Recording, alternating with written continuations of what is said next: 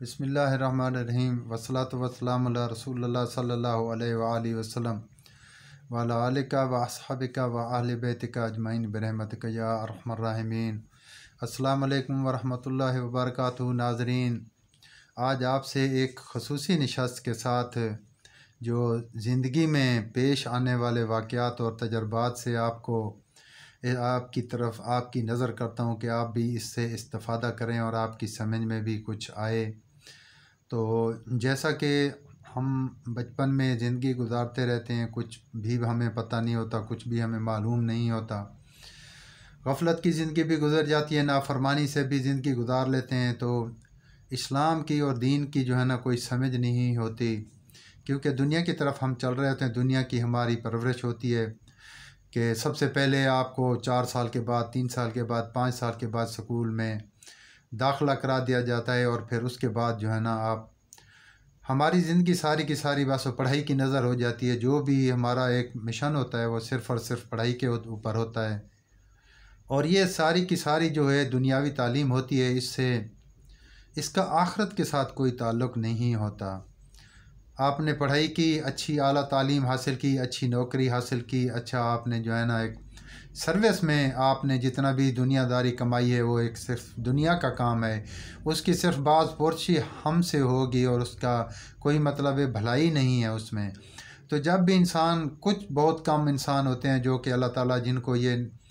اپنی نعمت عطا کرتا ہے کہ وہ خیر اور شر کی تمیز رکھتے ہیں، اور دنیا میں بھی وہ کامیاب زندگی گزارتے ہیں، اور اللہ کے رسول کو مد نظر رکھ کر وہ اپنی زندگی کو ساتھ لے کر چلتے ہیں۔ تو اس نظریے کے ساتھ آپ سے کچھ گفتگو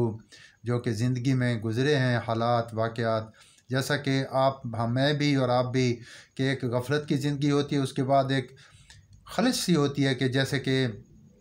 یار میں کیا کر رہا ہوں دنیا میں، کس طریقے کی زندگی گزار رہا ہوں، آخر مجھے مرنا بھی ہے اور مجھے قبر میں بھی جانا ہے۔ اللہ اور اللہ کے رسول کو کس منہ سے میں جواب دوں گا؟ کیا میرے پاس ہے کیا دنیا کے علاوہ؟ مکان ہے، گاڑیاں ہیں، بینک بیلنس ہے، وہ تو دنیا میں رہ جائے گی، وہ کہیں ہمارے قبر میں تو ساتھ جانے والی ہے نہیں۔ قبر میں تو ہمارے اچھے اعمال ہمارے ساتھ جائیں گے، وہ اسی سے ہی ہمیں فائدہ ہوگا۔ تو ان کے اچھے اعمال کرنے کے لیے ہمیں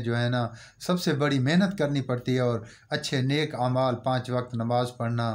اور زبان سے سچ بولنا، بے شک جتنا نقصان ہوتا ہے ہو جائے، لیکن زبان سے جھوٹ بولنے کی عادت بالکل نہ ہو، اور جھوٹ نہ بولنا چاہیے۔ اور تیسری بات کہ بھئی آپ کو رزق حلال کھانا ہے، رزق حلال کمانا ہے۔ رزق حلال ایسی چیز ہے کہ سارے اسلام کی بنیاد اسی رزق حلال کے اوپر کھڑی ہے۔ اگر آپ کے پاس رزق حلال نہیں ہے، بے شک آپ پگڑیاں باندھیں اور آپ داڑیاں رکھیں اور مسجد کے آپ امام بن جائیں، آپ کچھ بھی بن جائیں، دنیا دار عالم بھی بڑا خطرناک ہوتا ہے۔ اللہ تعالیٰ فرماتا ہے کہ دنیا دار عالم جو دنیا کماتا ہے اور اکٹھی کرتا ہے اور جمع کرتا ہے، تو وہ آسمان کے نیچے اس سے برا انسان کوئی نہیں ہے۔ تو اللہ تعالیٰ سے دعا ہے کہ ہمیں اچھا اور خیر والا اور آخرت کی بھلائی والا علم عطا فرمائے، نہ کہ صرف دنیا حاصل کرنے کے لیے ہماری تگ و دو ہو۔ تو جب انسان کی یہ سوچ ہوتی ہے کہ یار میں کوئی بھلائی کر لوں، تو اس کے بعد وہ توبہ استغفار کے بعد مسجد میں پہنچتا ہے، تو بہت ساری چیزیں ہمارے سامنے دیوار بن کے کھڑی ہوتے ہیں کہ جیسا کہ آپ کو پتہ ہے کہ ہمارے ملک میں فرقے بہت ہیں، تو فرقوں کے پیچھے نہیں بھاگنا چاہیے۔ آپ کو اپنی نیک نیتی اور خواہشات کے ساتھ اللہ اور اللہ کے رسول کے فرمان کے اوپر چلتے ہوئے آپ صرف سفر طے کریں۔ تو بعد میں یہ تو فرقے تو ہمیں نظر آتے ہیں، ہمیں وہ چیزیں تو نظر نہیں آتی جو ہماری اصل رکاوٹ ہوتی ہیں، جیسے کہ ہمارا نفس ہے، بہت رذیل اور بہت بڑا سخت دشمن ہے ہمارا۔ اس کی اتنی مکاریاں ہیں کہ آپ تصور بھی نہیں کر سکتے۔ اس وقت اس کا پتہ چلتا ہے جب اس سے آپ جنگ لڑتے ہیں۔ جنگ کیا ہوتی ہے کہ آپ اپنے اوپر جب سچ بولنے کو لاگو کرتے ہیں۔ جنگ کیا ہوتی ہے آپ جب اس کو رزق حلال کھاتے ہیں، آپ حلال کھانے کے بعد، اور جب آپ زبان سے سچ بولتے ہیں، رزق حلال کھاتے ہیں اور 5 وقت باجماعت نماز ادا کرتے ہیں۔ اس کے بعد جتنی بھی آپ کو توفیق ہوتی ہے قرآن پاک کی تلاوت کرتے ہیں، نوافل پڑھتے ہیں، ذکر اذکار کرتے ہیں۔ ایک چیز آپ کو بتا دوں کہ ذکر کے بغیر جو ہے نا نفس کو تکلیف نہیں پہنچتی۔ بے شک ہم جتنی باتیں کریں، جو کچھ کرتے رہیں، اس کو تکلیف نہیں ہوتی۔ اس کو سب سے بڑی تکلیف ہوتی ہے ذکر قلبی سے۔ ذکر قلبی سے ہمارے بزرگ مراد لیتے ہیں کہ آپ جو ہے نا اپنی سوچ کو، اپنے ذہن کو پاک کر کے، صاف کر کے، سکون سے آنکھیں بند کر کے کسی جگہ پہ بیٹھ جائیں، چاہے آپ کہیں جنگل میں بیٹھے ہیں یا اپنے کمرے گھر میں بیٹھے ہیں، کمرے میں بیٹھے ہیں، جہاں شور شرابہ نہ ہو۔ شور شرابے سے آپ کی سوچ جو ہے منتشر ہو جاتی ہے۔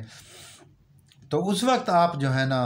کسی قسم کا ذکر، یہ کوئی پابندی نہیں ہے، کسی قسم کا ذکر۔ آج کل تو ویسے ہمیں سب سے بڑا ذکر جو ہے نا درود پاک ہی پڑھنا چاہیے، کیونکہ یہ اس سے بڑا اینٹی بائیوٹک اسلام میں نہیں ہے، کیونکہ اس کے بارے میں اللہ تعالیٰ کا فرمان ہے، اپنے محبوب صلی اللہ علیہ وسلم کے ساتھ وعدہ ہے کہ جو بھی آپ کا امتی درود پاک پڑھے گا تو بے شک بلا وہ ریا کے ساتھ کیوں نہ پڑھ رہا ہو، تو اللہ تعالیٰ کا حکم ہے کہ میں اس کو پورا پورا اجر اور ثواب عطا کروں گا۔ کلمہ پڑھتے ہیں تو اس کی ڈیمانڈ ہے کہ ہم کہہ تو رہے ہوتے ہیں لا الہ الا اللہ، تو ہم باہر جا کے سارے دنیا کے کام کر رہے ہوتے ہیں، تو وہ جو ہے نا ہم جھوٹے ہو جاتے ہیں وہاں پہ۔ استغفار کرتے ہیں تو پھر اسی گناہ کو شام کو صبح وہی گناہ ہم کرتے ہیں، اس میں بھی ہم جھوٹے ہو جاتے ہیں۔ درود پاک ایک ایسی نعمت ہے اللہ تعالیٰ کی، اس کے پڑھنے سے اللہ تعالیٰ کا حکم ہے کہ بے شک یہ ریاکاری کے ساتھ بھی پڑھ رہا ہے تو میں اس کو پورا پورا اجر اور ثواب عطا کروں گا۔ تو اس کی کثرت کی جائے، اس کو اتنا پڑھا جائے، اتنا پڑھا جائے کہ اتنا نور آ جائے کہ ہماری ساری جو اندر جو ظلمات ہیں، جو کہ نفس نے ایک گھیراؤ کر رکھا ہے ہمارے اندر، جیسے غصہ ہے، غلاظت، جھوٹ بولنا ہے، رزق حرام کھانا ہے، یا مطلب بری سوچ ہے، ان سب چیزوں کو نکالنا ہوتا ہے۔ جیسے حرص و حوث ہے، اور فسق و فجور ہے، بہت سی ایسی چیزیں ہیں، جیسے کہ غیبت ہوتی ہے، ہمیں پتہ بھی نہیں ہوتا، حالانکہ سب سے بڑی چیز، بہت گندی چیز غیبت ہے، ہم اس کو صبح شام کرتے ہیں اور دوسرے کی برائیاں بیان کرتے ہیں۔ ان سب چیزوں سے بچنے کے لیے ہمیں چاہیے کہ درود پاک کا اتنا بڑا وظیفہ ہمیں استعمال کرنا چاہیے، جس سے ہمارے اندر فوراً اور وقتی طور پر نور آنا شروع ہو جائے۔ تو اس نور کے آنے سے ہمیں کیا ہوتا ہے، کیا ملتا ہے، تو ہمیں خیر اور شر کی تمیز عطا ہو جاتی ہے، اور نفس کے پھندے سے ہم نکلنا شروع ہو جاتے ہیں، شیطان کی شیطانیت سے ہم بچنا شروع ہو جاتے ہیں، جھوٹ بولنے سے ہم بچتے ہیں، فریب دینے سے، دغا دینے سے، حرام کھانے سے ہم بچتے ہیں۔ تو ان سب چیزوں کا جو اہتمام ہے وہ بڑی خصوصی نشست کے ساتھ آدمی کرے۔ پھر اس کے بعد جو ہے نا پوشیدہ دشمن ہیں ہمارے، جیسے جنات ہیں، عملیات والے ہیں، جو خبیث ارواح جسے ہم کہتے ہیں، تو ان چیزوں سے پھر جو ہے نا انسان بچتا ہے، تو آخرت کا سفر جو ہے بہت آسان اور بہت بڑا بہترین اور پیارا ہونے لگتا ہے۔ تو اللہ تعالیٰ سے دعا ہے کہ اللہ تعالیٰ مجھے اور آپ کو ان سب چیزوں پہ عمل کرنے کی توفیق عطا فرمائے۔ والصلاۃ والسلام علی رسول اللہ صلی اللہ علیہ وآلہ وسلم وعلی آلک و اصحابک و اہل بیتک اجمعین برحمتک یا ارحم الراحمین۔ اللہم انی اسألک بانی اشہد ان لا الہ الا انت الاحد الصمد الذی لم یلد ولم یولد ولم یکن لہ کفوا احد۔